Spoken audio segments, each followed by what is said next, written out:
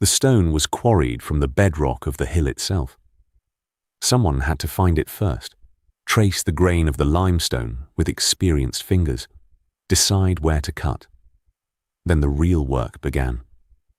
Trenches chipped into the rock around a chosen block, centimetre by centimetre, day after day, using tools made of flint and bone and the accumulated knowledge of people who had spent their entire lives learning what stone would and would not tolerate. When the block was finally free, when it sat separate from the living rock, for the first time, it weighed somewhere between 10 and 16 tons. It needed to be moved, and it needed to be shaped, and it needed to be raised upright. And this was happening 12,000 years ago, in the limestone hills of what is now southeastern Turkey. And the people doing it had no metal tools, no wheels, no domesticated animals capable of pulling heavy loads, no written instructions passed down from previous generations of architects. What they had was knowledge held in living memory, bodies accustomed to hard work, and something harder to name but clearly powerful enough to make all of this worth doing. They raised these stones into T-shapes, the vertical shaft rising from its socket in the bedrock floor, the wide horizontal crossbar on top, the whole thing somewhere between 5 and 6 meters tall, and they arranged them in circles.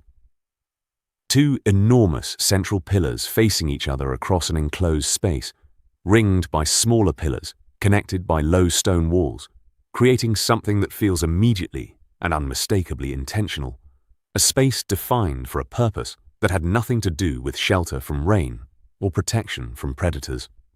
The surfaces of the pillars were carved, not scratched, not marked, but carved with the precision and patience that only develops when carving matters deeply to the people doing it. Foxes caught mid-step, every muscle implied, snakes coiling along the edges of the stone as if alive, vultures with wings spread to their full extension, wild boars with their tusks forward, scorpions with their tails raised, cranes, bulls, spiders. The entire living world of the hill and the plain below it rendered in low relief across the surfaces of the stone people. Because they are people, those pillars. Look past the carvings for a moment and look at the shape itself. Along the sides of the shaft, low on the stone, arms appear in relief, elbows bent, hands turned forward, fingers long and carefully detailed. A belt is carved at the narrow waist where the shaft meets the crossbar, sometimes with a loincloth or a fox pelt draped from it. The proportions are not human proportions. The scale is wrong, the abstraction is too complete, but the vocabulary is unmistakably human. Torso, arms, hands, waist. Someone made beings here.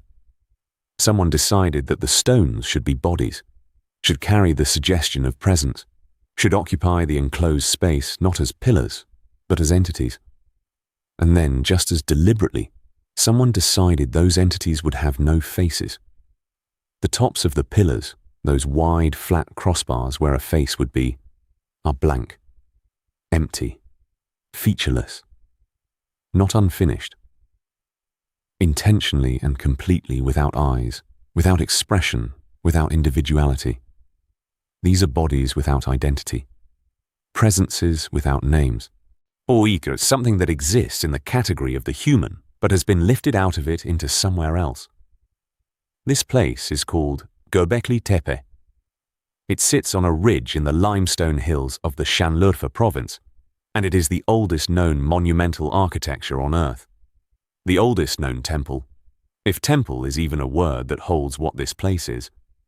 Its earliest structures were built approximately 12,000 years ago, which places their construction well before agriculture existed in this region, before pottery, before any of the things that the older models of human development said were prerequisites for organizing work at this scale. Göbekli Tepe is 7,000 years older than Stonehenge. It predates the earliest Egyptian pyramids by 7,000 years. It was already 1,000 years old when the first experiments in wheat cultivation were being made in the valleys nearby. The people who built it were hunter-gatherers. That is the sentence that changed everything when archaeologists finally understood what they were looking at. The people who built it were hunter-gatherers. Mobile bands moving through this landscape following game herds and the seasonal rhythms of wild plant foods, with no permanent villages, no grain stores, no fixed address, in the sense that settled people have fixed addresses. And somehow, they organized themselves to quarry stone blocks weighing 12 tons, carve them into T-shaped anthropomorphic pillars, transport them across the hillside, and raise them into precisely positioned circles that were maintained, rebuilt, and ritually buried and replaced over a period of about 1,500 years. The first professional eyes to see this place missed it entirely. In 1963, a joint survey by the University of Chicago and Istanbul University catalogued the site and moved on. They noted unusual limestone fragments at the surface, large stones jutting from the earth at odd angles. They recorded their assessment as a medieval cemetery and continued to the next site. The T-shaped pillars poking through the soil were too buried, too unexpected, too far outside what anyone was looking for to register as what they were. For 31 years, the hilltop remained silent under that misidentification. Farmers cleared stones from the surface to make room for crops. Shepherds grazed their flocks there. The pillars that occasionally emerged from the soil were occasionally borrowed as building material for nearby villages. Then in October 1994, a German archaeologist named Klaus Schmidt climbed the hill. Schmidt had spent years working at a site called Neverly Chori, another pre-pottery Neolithic site about 30 miles north, where he had excavated circular structures containing T-shaped pillars, smaller than what he was about to find, but similar enough that he had developed a recognition for them. When he saw the stones at Göbekli Tepe, something clicked into place that had failed to click for every observer before him. These were not medieval grave markers. The proportions were wrong for that. The stone was wrong. The context was wrong. He recognized what they were in the way an experienced reader recognizes a language they know, without having to think through each letter. He was looking at megalithic pillars, and if they were anything like the structures at Neverly Chori, their age was beyond anything the survey team of 1963 had considered possible. Within months, Schmidt had secured funding and permits. Systematic excavation began in 1995. What emerged from the earth in that first season, and in every season afterward, defied expectations in ways that took years to fully process. The pillars were not small. They were not crude. They were massive. Precisely carved limestone monuments, arranged in circular enclosures, with a spatial logic that spoke of long planning and deep intention. And as workers carefully removed the accumulated millennia of fill, they realized something even more surprising. The site had not been naturally buried by wind and erosion over the ages. It had been deliberately filled in. Someone had organized the hauling of thousands of tons of dirt and rubble to bury these structures completely, intentionally, and systematically. The burial itself was an act. The enclosures that excavation has revealed follow a basic but not rigid architectural logic. At the center of each, two massive T-shaped pillars rise facing each other across an open space. These are the anchors of the structure, the giants, the ones that draw the eye and hold the attention. Around the perimeter, smaller pillars form a ring, creating an enclosed area that in some enclosures reaches about 10 meters across. Low stone walls fill the gaps between the smaller pillars, completing the circle. The floors in the earlier structures were carved directly from the bedrock, leveled to receive the pillar sockets with a precision that still impresses anyone who examines them closely. Too shallow a socket and the pillar topples. Too deep and you cannot maneuver it into position. Each socket is exactly right. The quarries that produce the pillars lie on the slopes of the hill itself, which meant that every block needed to be moved only a short distance horizontally, but often a significant distance vertically. Unfinished pillars have been found in the quarry areas, still attached to the bedrock by a thin base of uncut stone, waiting for work that was never completed. They show the sequence of operations, the trenches cut around the emerging block, the deliberate shaping of the T-form before separation from the living rock, saying the final break that would free the pillar for transport and installation. Experimental archaeologists working with replica tools and techniques have demonstrated that none of this required technology beyond what the early Neolithic toolkit included. It was not easy, it was not fast, but it was possible, given enough hands working in coordination and enough shared purpose to keep those hands working. The carvings deserve more attention than they usually get in the summary accounts. The animals are not background decoration. They are the visual substance of these structures, the thing that makes them what they are. Every enclosure contains its own population of carved creatures, and the populations are not random. Foxes appear again and again across the site. So do snakes, rendered sometimes with naturalistic precision and sometimes stylized into almost geometric forms. Vultures, large-bodied with wings spread, appear at multiple locations. Wild boars with prominent tusks, scorpions with curved tails, cranes with their long necks extended. Different enclosures have different dominant motifs, suggesting that the choices made about which animals appeared were deliberate and meaningful. Someone decided what went on which pillar and where on that pillar it went. The spatial experience of these enclosures, which we can only partially reconstruct from the excavated evidence, would have been unlike anything else available in the world of 12,000 years ago. Walking into one of these circles, passing through the gap in the perimeter wall where the entrance must have been, you would have crossed from the open air of the hillside into an enclosed space defined by carved stone on every side. The two central pillars would have towered above you, 5 or 6 meters of carved limestone, their flat crossbars wider than a person's outstretched arms. The smaller pillars of the ring, perhaps a dozen of them, would have created a secondary boundary, and between those pillars, the low stone walls would have completed the enclosure and prevented easy sight lines out. The space inside would have been visually complete, bounded on all sides by stone, the carvings on every surface alive in firelight or torchlight in ways they are not in the flat, even illumination of modern archaeological photography. Foxes would have leaped from the shadows. Snakes would have coiled and retreated as the light moved.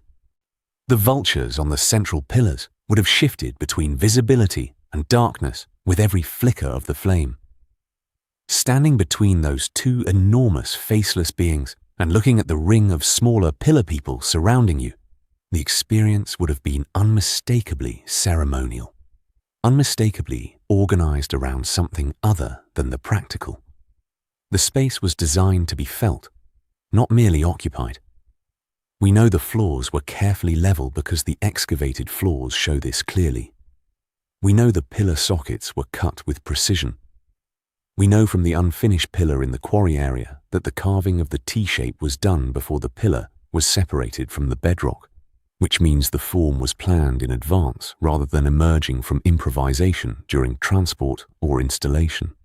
All of this is evidence of deliberate design, of people who knew what they were building before they began building it, who had a concept of the finished enclosure in mind before the first stone was cut. Design at this level of intention does not emerge from casual experiment. It emerges from a tradition that has been developing across time, that has accumulated knowledge and refined technique and settled on specific forms as the right forms for specific purposes. The bones found in the fill material tell a story about what was eaten here that makes the carved animals stranger by contrast. When researchers analyzed the animal remains from the fill layers, they found gazelle and wild cattle and wild sheep in overwhelming quantities, along with evidence of mass kills, or with the bone profiles of hunting that brought in far more animals than a single family or small band could consume, the signature of large feasts involving hundreds of people. Gazelle make up more than 60% of the identified bones, and yet on the pillars, gazelle are almost completely absent.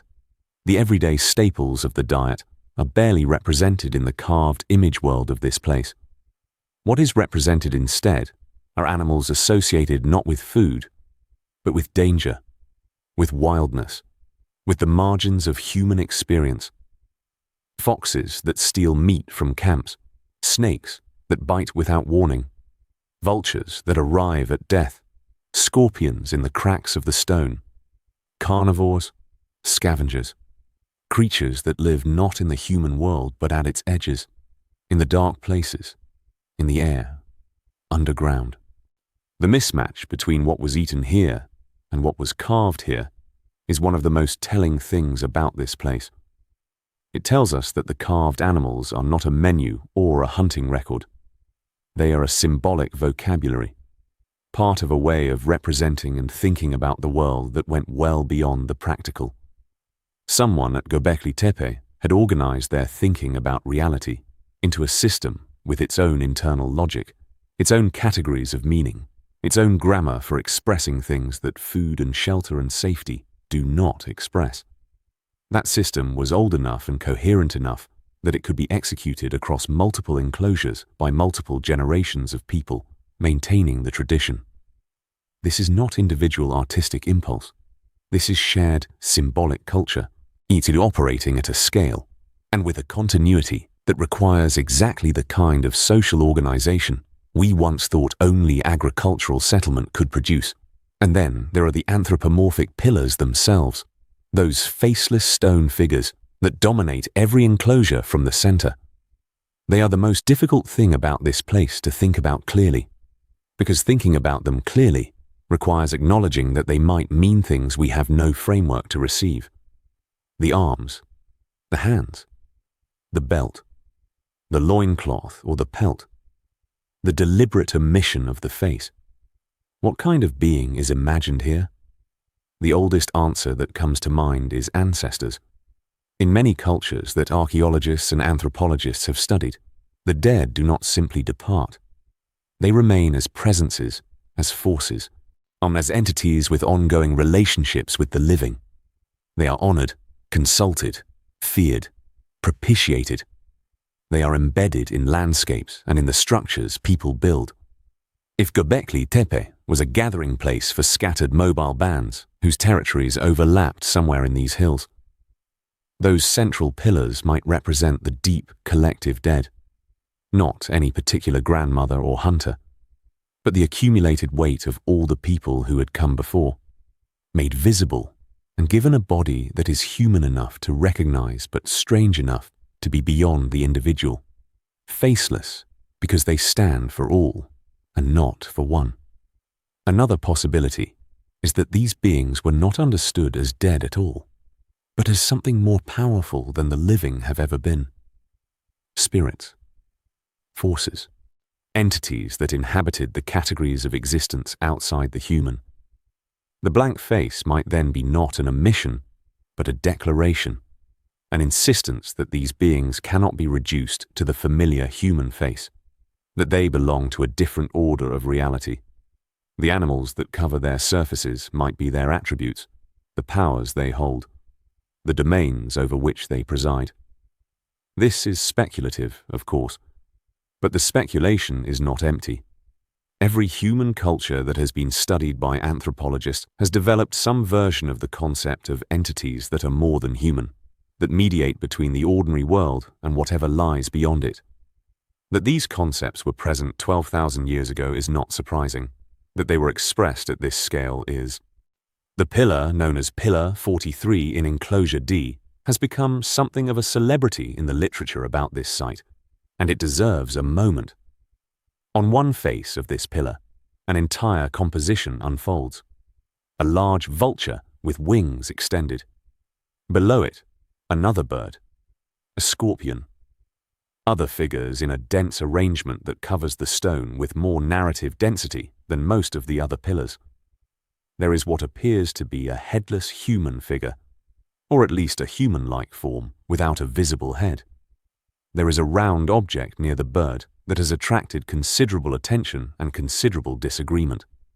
Some researchers have seen in this composition a record of a mortuary practice, the exposure of bodies to vultures, a ritual cleaning of the dead that was widespread in the early Neolithic world of this region. Others have seen cosmological layers, different animals marking different realms of a universe organized vertically, sky and earth, and underground connected by the upright stone that moves between them. A small number of researchers have proposed that the animal groupings on this pillar correspond to specific constellations, and that the composition as a whole encodes a record of a specific astronomical event from around 10,800 BCE, possibly the onset of the younger Dryas cold period, possibly associated with a proposed comet impact. The argument is elegant and has captured popular imagination in ways that more conservative interpretations have not. Most archaeologists find it unconvincing, not because astronomical observation was beyond these people. People everywhere have watched the sky, but because the specific constellation assignments require interpretive choices that can be made in multiple ways to produce multiple results, and because the phenomenon of precession that the argument requires is subtle enough that much later, more explicitly astronomical civilizations took significant time to recognize it. The vulture stone remains the most discussed single piece of evidence from the site, and the one whose meaning is most genuinely contested. The world these builders inhabited was richer than the word hunter-gatherer usually suggests. The northern Fertile Crescent, around 9,500 BCE, was a landscape of considerable natural abundance. Wild cereals grew in dense stands across the valleys, Onwema wheat and einkorn and barley in concentrations large enough that harvesting them with flint sickles could produce substantial quantities in a relatively short time. Wild lentils, chickpeas, pistachios, almonds. The archaeobotanical evidence from sites across the region shows people collecting and processing wild grains on what can only be called an industrial scale, with grinding stones worn smooth by years of use, storage facilities, whole toolkits organized around plant food processing. And the animals. The region supported massive herds. Gazelle in the thousands, moving through predictable corridors at predictable seasons. Wild cattle. Enormous animals whose killing provided enough meat to sustain many people through days of feasting. Wild boar in the woodland patches. This was not a landscape of scarcity. This was a landscape of abundance that rewarded knowledge with reliable returns. The bone evidence from the fill layers points clearly to what that abundance made possible. The quantity of animal remains, the age profiles of the gazelle, the patterns of butchery, all of this suggests not careful rationing of scarce protein, but the enormous, somewhat wasteful, consumption of large feasts. More meat than any single family could use, more than any small band could work through before it spoiled. This was the economy of the gathering, the surplus of abundance converted into the social currency of collective feasting, which was itself the engine that powered the construction and maintained the tradition of the place. Hundreds of people coming together periodically, feasting on a scale that only large organized gatherings produce, conducting ceremonies and working on the structures in the intervals between the feasting. The hilltop as a destination, not a residence, a place you traveled to for specific purposes, rather than a place where anyone's daily life was organized. The question of how these gatherings were organized, what held the social network together across the distances and the months between convergences, is one that the material evidence can only gesture toward. In documented hunter-gatherer societies of the historical period, large aggregations of bands are organized through kinship networks, through the system of who can marry whom and what obligations those marriages create between groups, and through shared ceremonial obligations that are understood as binding in ways that practical agreements are not. Marriages arranged at one gathering create ties that persist until the next gathering, creating a web of relationship and obligation that extends across the landscape and outlasts any individual. Ceremonial knowledge, the specific details of ritual practice, the songs and the sequences and the things that must be done and the things that must not be done, is often controlled by specific individuals or lineages whose role is precisely to maintain that knowledge and transmit it across time. The specialists who know how the ceremony must be conducted are the people whose authority reaches across the distances between bands and whose role makes the gathering possible. At Göbekli Tepe, there must have been something like this. Someone knew which animals belonged in which enclosure and in which position. Someone knew the sequence of operations for quarrying and raising a pillar. Someone made the decision that an enclosure had served its purpose and that the work of filling it should begin. These decisions require authority, And in a context without political hierarchy and without written codes, authority of this kind derives from recognized expertise in the domain that matters, which here was the ritual and symbolic domain. The people who knew what Göbekli Tepe was for and how to do it correctly were the authorities that made the site possible across 1,500 years of use. We cannot identify them individually. We cannot even be certain that they constituted a distinct category of specialists rather than a form of knowledge widely distributed across the participating bands. But the continuity and coherence of the tradition across the centuries of the site's active use implies that the knowledge was preserved with care and transmitted deliberately, and that the people responsible for that preservation and transmission were recognized as responsible for it. Think about the practical logic of this. Scattered mobile bands, each numbering perhaps 20 to 50 individuals, move through their territories during most of the year following the cycles of game and plant food.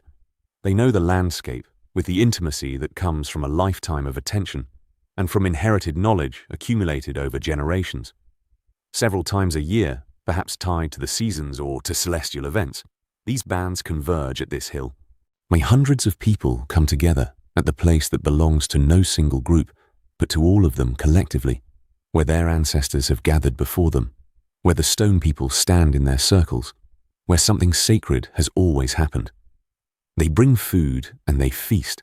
They slaughter gazelle in quantities that would make no sense for a single family, but make complete sense for a gathering of 300 or 400 people. And they work on the structures, because building and maintaining Göbekli Tepe was itself part of what brought people here and kept them coming back. Each enclosure shows signs of multiple phases of construction and use. Pillars were modified, walls were rebuilt. The structures were not static, but living and changing across time, probably across many human generations. It passed from one cohort of builders and ritual specialists to the next through processes of apprenticeship and oral tradition. Someone knew which animals belonged in which positions. Someone made the decisions about which enclosure to fill and where to begin the next one. This is expertise. This is specialization. This is the kind of social organization that the older models of human development said could not exist before settled agricultural life. And here it is running continuously for 15 centuries without a single village in evidence on the hill. Klaus Schmidt spent years developing the most provocative implication of all this. If people were gathering repeatedly at this fixed point in the landscape, if they were committed to maintaining and rebuilding it across generations, then the need to feed those gatherings reliably would have created pressure toward more dependable food production. The wild cereals grew on the surrounding hills and in the valleys. People had been harvesting them with flint sickles for generations. The step from intensive harvesting of wild stands to deliberate tending of those stands, clearing competing vegetation, scattering seed in promising soil near the gathering place, is not a conceptual revolution. It is a practical response to a social need that already exists. You need to feed the people who come to build. You need to feed the people who come to the ceremonies. You cannot rely entirely on the unpredictable yield of unharvested wild stands when you need to provision gatherings of hundreds of people at specific times of year. The social obligation creates the agricultural incentive. The temple, in this reading, did not emerge from civilization. Civilization, or at least the first fragile steps toward it, emerged from the template. This is not offered as the only explanation for the transition to agriculture, which was a complex, long-duration, regionally variable process that cannot be reduced to any single cause. But it changed the terms of the question in an important way. It demonstrated that the social complexity required to organize large-scale collective labor did not require agriculture as its precondition.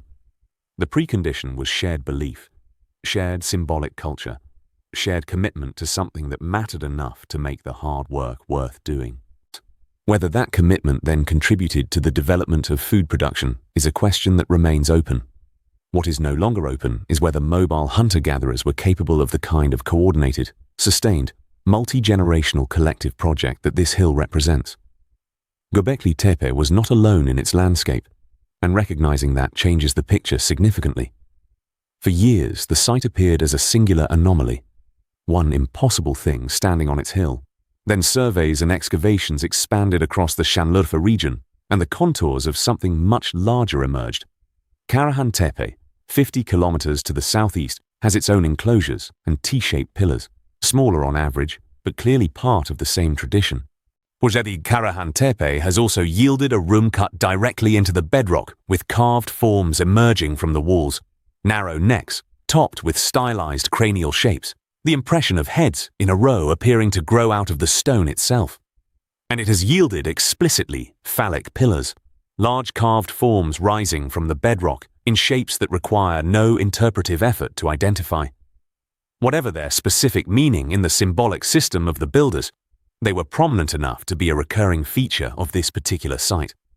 The willingness to use the human body in all its aspects as architectural material is consistent with what the T-shaped pillars suggest about how these people use physical form to express things that other media could not express. Other sites in the cluster, the group now called Taştepeler in Turkish. The stone hills, each show variations on the shared tradition.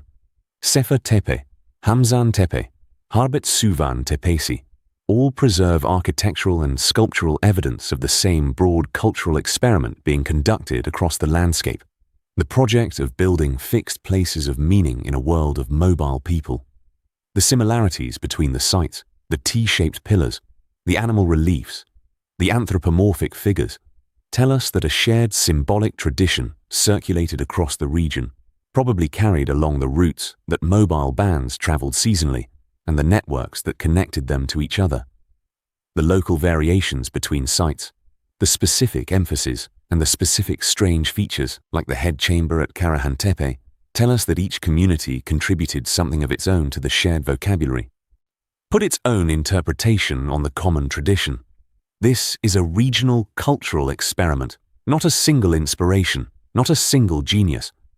It is the product of many people in many places, working within a shared framework and pushing it in different local directions. There is something worth saying about the conservative nature of the tradition at this site, the way the same basic forms were repeated across multiple enclosures, built across multiple centuries. The T-shaped pillar appears in every excavated enclosure. The central pair of large pillars facing each other appears in every enclosure. The ring of smaller pillars appears in every enclosure. The animal carvings appear in every enclosure. The specifics differ between enclosures. Different animals dominant in different spaces, different pillar heights, different spacing. But the underlying template is constant. This conservatism is not accidental, and it is not evidence of failure of imagination.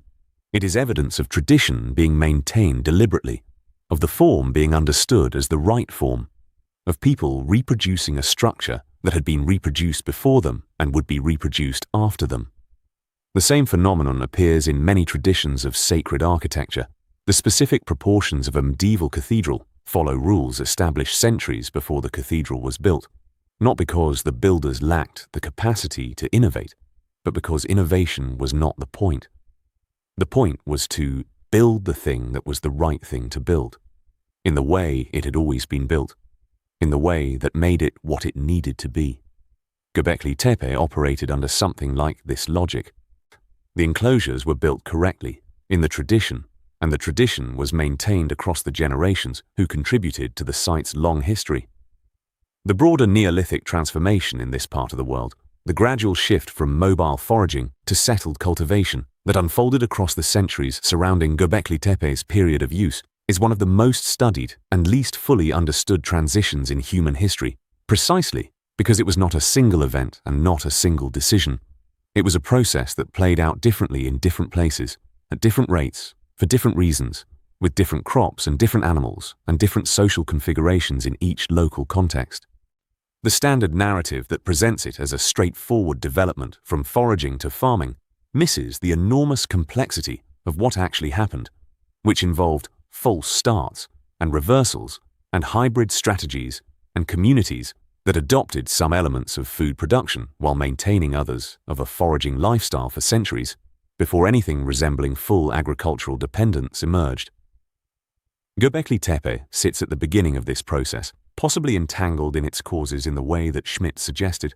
possibly merely contemporaneous with early experiments in cultivation without being causally connected to them. What seems clear is that the site was operating, at its peak, in a world that had not yet organized itself around the production and storage of domesticated food, and that the world had substantially reorganized itself in that direction by the time the site was finally abandoned. The 15 centuries of the site's use span the beginning of that transformation in this region.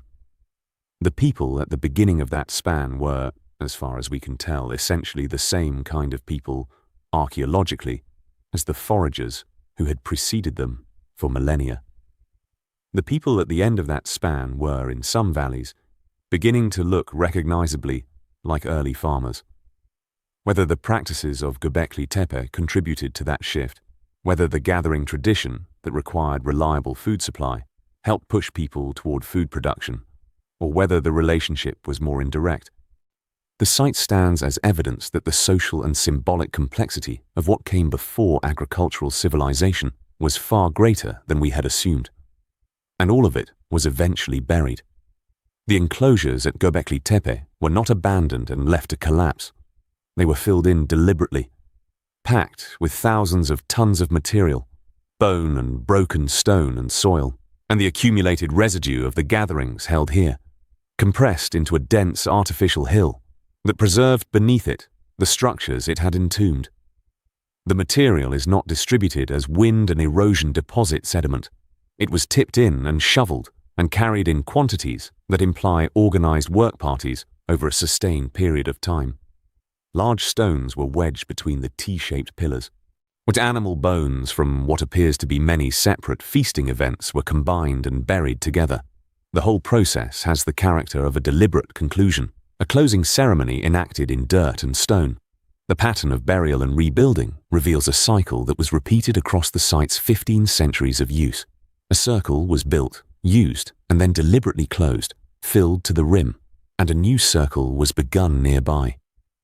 Over time, the hill swelled with the accumulated material of all the closings, and the new circles built above the old ones were somewhat smaller, somewhat less elaborately carved, somewhat less ambitious in their pillar height than the ones below. The oldest and most magnificent structures are the deepest, the most completely buried. Above them, progressively more modest constructions are still using the same basic vocabulary, but at reduced scale. This downward trajectory in architectural ambition across the site's history is one of its strangest features, precisely opposite the trajectory we usually expect in human cultural development, where complexity accumulates rather than contracts. Whether the gradual reduction in scale reflects a changing relationship to the tradition, a shift in what the gatherings meant, a change in the scale or frequency of the populations using the site, or some other factor entirely, is not clear. What is clear is that the final abandonment of the site around 8000 BCE corresponds roughly with the period when agriculture was becoming established in the valleys of the broader region. Perhaps the beliefs and practices that had sustained the gathering tradition across 15 centuries were absorbed into the new settled communities forming in the lowlands, transformed into household shrines and village sanctuaries. Perhaps the specific tradition simply ended as the people who had maintained it walked, generation by generation, into a different way of being human. Perhaps the burial of the last enclosures was understood as what all the burials had been, a ritual conclusion, the stone people laid to rest in the proper way when their time was done. What Göbekli Tepe demonstrates most clearly about ourselves is something that required this discovery to become apparent. The capacity for shared symbolic culture, for organizing collective labor around belief rather than compulsion, for building things together that no individual would build alone, is not a late development in human history. It did not wait for cities or writing or agricultural surplus, or any of the institutional developments we associate with civilization. It was fully operational 12,000 years ago in people who had never heard of a city, who would not have recognized the concept of a state, who had no written records and no hierarchical authority visible in anything they left behind. What they had was the ability to believe in something together with enough conviction and consistency that the belief could motivate the hauling of 16-ton stones and the sustained maintenance of ritual traditions across 1,500 years and many generations of people. The old story of human development said that religion and ritual were downstream consequences of economic development. You had to solve the food problem before you could afford the luxury of temples and symbolic elaboration. Göbekli Tepe inverted that story in a way that cannot be unseen. Here, the temple came first. The shared symbolic commitment came first. The organized collective labor came first. Whatever material developments followed in the valleys below, whatever experiments in cultivation and settlement emerged in the subsequent centuries, they emerged in a context where the fundamental human capacities for large-scale coordination through shared belief were already ancient and deeply established. The builders of this hill were not waiting for civilization to make them capable of this. They were already capable of it. Simon, because the capacities required had been developing for as long as the human brain had been the size it was, which is to say for hundreds of thousands of years before they picked up the first chisel. The hill is quiet now under the protective structures that shelter the excavated enclosures. Most of it remains unexcavated, its buried circles intact in the dark beneath the surface. Geophysical surveys have detected at least 20 enclosures below ground, most of them not yet reached by excavation and not likely to be reached soon, because what excavation exposes requires ongoing care and conservation that is harder and slower than the burial that protected it for 10,000 years. The irony is real. The builder's act of deliberate entombment was more effective at preservation than anything the present can provide. What stays buried stays safe. So the hill keeps most of its secrets, and the excavated portion offers what it offers, which is extraordinary, and leaves the rest waiting. There are stars above this hill tonight, the same stars that were above it 12,000 years ago. The same wind crosses the limestone ridge.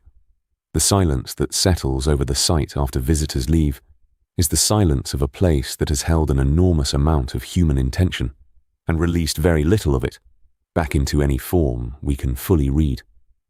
The stone people with their folded hands and empty faces are still standing or lying in their deliberate burial, which was itself an act of meaning, and meaning does not become nothing when the language that expressed it stops being spoken. It becomes something else. It becomes the question you are left with after all the explanations have been offered.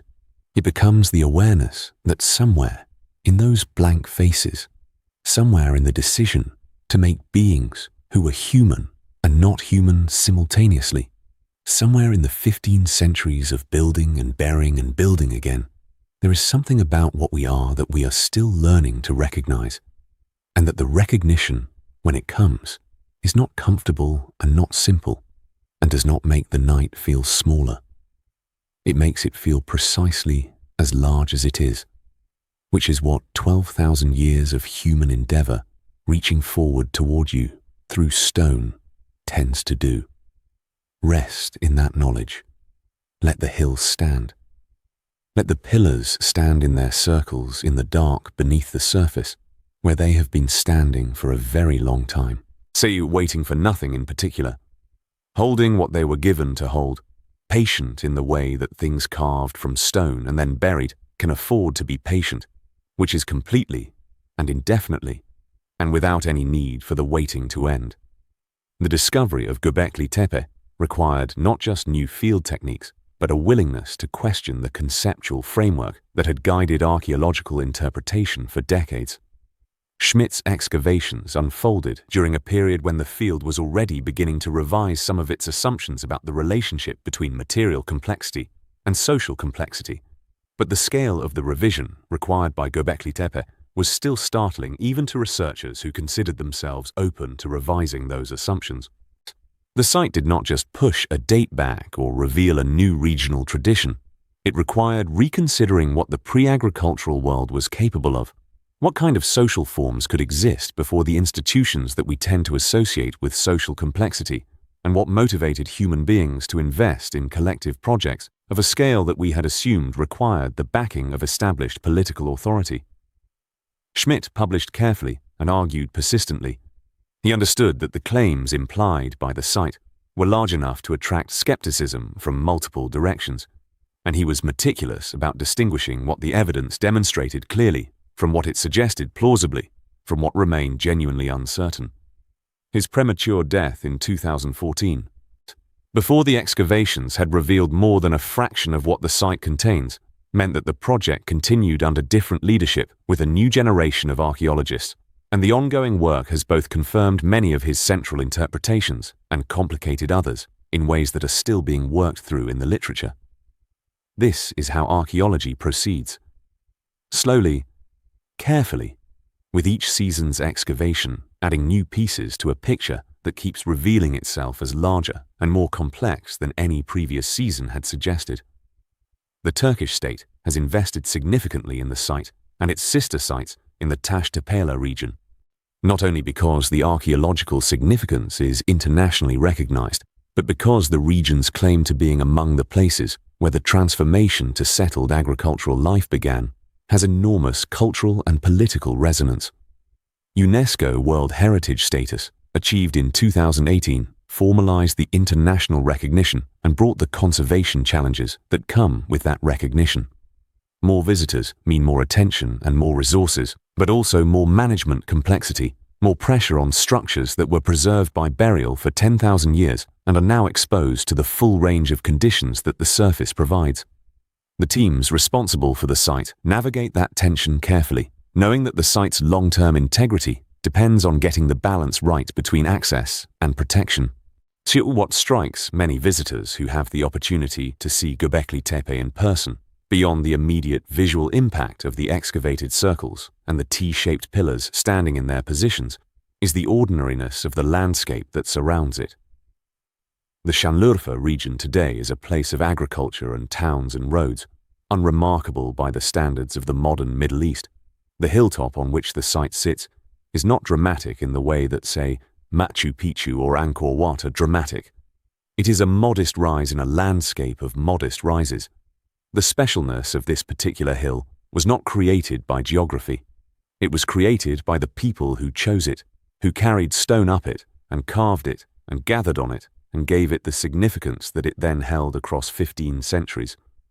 Place acquires meaning from use and intention, not from inherent physical properties, and Göbekli Tepe is perhaps the oldest surviving example of that process at monumental scale. The hill was special because people made it special, and having made it special, they committed to maintaining that specialness across generations in the most durable medium available to them. The carvings themselves reward extended attention in ways that brief descriptions do not convey. The relief technique used throughout the site produces images that seem almost to emerge from the stone rather than to be imposed on it, as if the animals and the belts and the arms were always in the limestone and the carvers were simply revealing them. This is not a naive description of the carving process, which was clearly effortful and deliberate, but an observation about the aesthetic effect, which is one of naturalistic emergence rather than mechanical imposition. The foxes, in particular, are frequently described by researchers who have spent time with them as being alive in a way that is almost unsettling, not because of technical virtuosity in the modern sense, but because the carvers clearly knew these animals with the intimacy of people who shared a landscape with them and whose survival depended on understanding their behavior and their habits. The animals at Göbekli Tepe were not imagined or copied from other representations. They were observed, and the observation was deep enough that it could be translated into stone relief with a fidelity that persists across 12,000 years.